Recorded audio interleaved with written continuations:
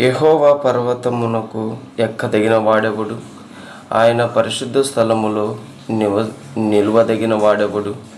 వ్యర్థమైన దానియందు మనసు పెట్టకయు, కపటముగా ప్రమాణం చెయ్యకయు, నిర్దోషమైన చేతులను శుద్ధమైన హృదయమును కలిగి ఉండువాడే.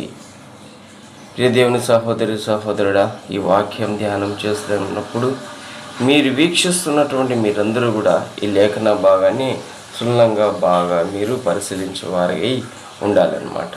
ఎందుకంటే వాక్యం సెలవిస్తుంది, యెహోవా పర్వతమునకు ఎక్కదగిన వాడెవడు అని, పరిశుద్ధ స్థలంలో నివసింపదగిన వాడెవని, వ్యర్థమైన మాట యందు మనసు పెట్టు, కపటముగా ప్రమాణం చేయకయు, వీరందరూ కూడా ఎక్కలేరు.